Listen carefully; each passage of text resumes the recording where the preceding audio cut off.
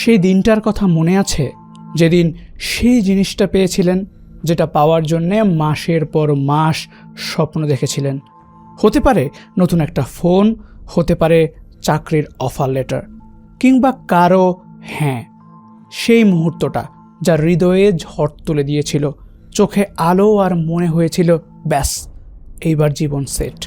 কিন্তু তারপর সেই ফোনটা হয়ে গেল রোজকার ব্যবহারের একটা যন্ত্র, সেই চাকরিটা হয়ে গেল প্রতি রবি থেকে বৃহস্পতির একঘেয়েমি, আর সেই হ্যাঁ সেটাও হয়ে গেল অভ্যাস। কিন্তু কি এমন হলো আপনার সাথে, নাকি সুখের সাথে? সুখের কি শত্রুতা আছে আপনার বা আমার সাথে? আসলে দোষ কারো না, দোষ আমাদের মস্তিষ্কের একটা অদ্ভুত কারসাজির, যার নাম হেডোনিক অ্যাডাপ্টেশন।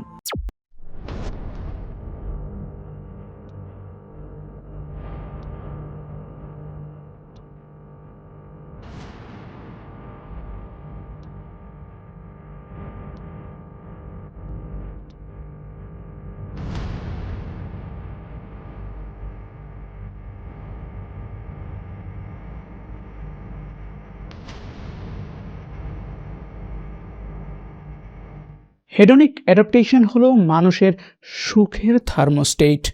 একবার আমি গিয়েছিলাম পাহাড়ি অঞ্চল, পাহাড়ি মেয়েটার কি চোখ দুটো ছলছল। কোক স্টুডিওর এই গানটিও আমাদের সবচেয়ে বড় পাওয়া সুখের একটা পারফেক্ট এক্সাম্পল হতে পারে। আপনি যত বড় কিছুই পান না কেন, যত উচ্চতায় উঠুন না কেন, আপনার মন একটা নির্দিষ্ট সময় পরে আবার ফিরে যায় তার পুরনো চেনা নিরপেক্ষ অবস্থায়। মনোবিজ্ঞানীরা একে বলেন দ্য হেডোনিক ট্রেডমিল। ট্রেডমিলে দৌড়ানোর মতো, আপনি যত জোরেই দৌড়ান না কেন থাকছেন সেই একই জায়গায়। শুনতে কেমন নিষ্ঠুর, তাই না? কিন্তু আসলেই এটার ভেতরে একটা প্রাকৃতিক যুক্তি আছে। 1978 সালে একটা গবেষণা হয়েছিল। একদিকে ছিল লটারিতে জেতা মানুষেরা যারা রাতারাতি মিলিয়নিয়ার, অন্যদিকে ছিল দুর্ঘটনায় প্যারালাইজড হয়ে যাওয়া মানুষেরা যাদের জীবন থেমে গেছে হুইল চেয়ারে। 1 বছর পরে যখন তাদের সুখের মাত্রা মাপা হলো, জানেন ফলাফল কি এলো? প্রায় সমান। লটারি জেতা মানুষগুলো ফিরে গিয়েছিল তাদের স্বাভাবিক সুখের লেভেলে, আর প্যারালাইজড মানুষগুলো অস্বাভাবিকভাবে মানিয়ে নিয়েছিল তাদের নতুন বাস্তবতার সাথে। এটাই হেডোনিক অ্যাডাপ্টেশন।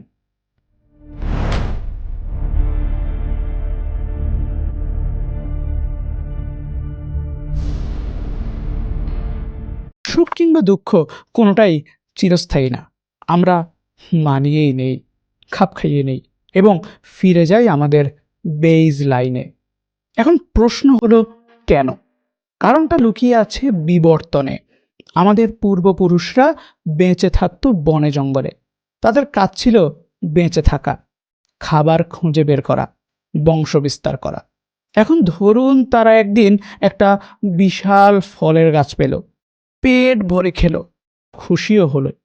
কিন্তু যদি সেই খুশিতে তারা আটকে থাকতো, যদি ভাবতো আহা জীবন তো সেট, এখন আর কিছু করতে হবে না, তাহলে তারা মরে যেত। কারণ পরদিন আবার খাবার দরকার, পরদিন আবার শিকার হতে হবে, পরদিন আবার লড়াইয়ে নামতে হবে। তাই আমাদের মস্তিষ্ক শিখেছে সুখে আটকে থেকো না, মানিয়ে নাও, এগিয়ে যাও, আরও চাও। কিন্তু আধুনিক যুগে এসে সেই একই প্রোগ্রাম আমাদের বিরক্তির কারণ হয়ে গেছে। কারণ এখন আর বনে দৌড়াতে হয় না, কিন্তু মস্তিষ্কের সেই পুরনো কোড এখনো চালু। তাই আপনি নতুন ফোন কিনলে ভালো লাগে, তাও কিছুদিন। পদোন্নতি পেলে খুশি হন, সেটাও কিছুদিন।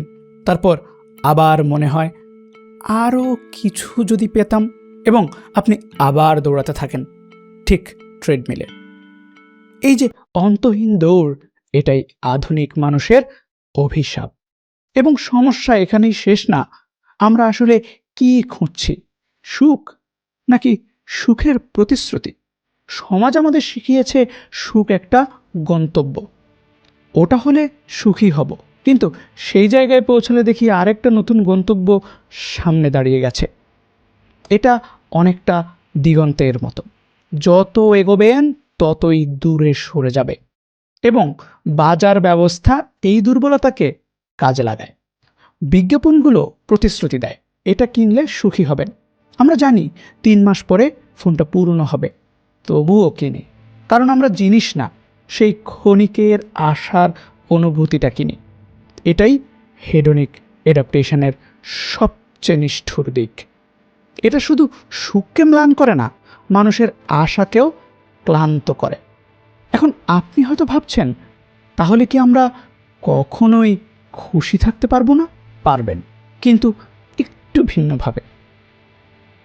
হেডনিক অ্যাডাপ্টেশনকে থামানো যাবে না, কিন্তু এর সাথে খেলতে শিখতে পারেন। প্রথমত, নতুন অভিজ্ঞতায় বিনিয়োগ করুন, জিনিসে না।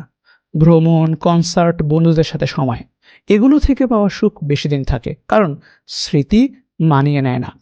একটা নতুন ফোন আপনাকে 3 মাস খুশি রাখতে পারে, কিন্তু বন্ধুদের সাথে একটা ভ্রমণের স্মৃতি, সেটা থাকে আজীবন। আর পাহাড়ি অঞ্চলে ঘুরতে গিয়ে দেখা মেয়েটাকে মনে থাকার কারণও ঠিক এটি, কারণ স্মৃতি টিকে থাকে, মুছে যায় না। দ্বিতীয়ত, কৃতজ্ঞতা চর্চা করুন। যা আছে সেটার দিকে তাকান প্রতিদিন, তাহলে আপনার এই না পাওয়ার কষ্ট থাকবে না। তৃতীয়ত, ছোট ছোট পরিবর্তন আনুন। রুটিন ভাঙুন, নতুনত্ব মস্তিষ্ককে সজাগ রাখে।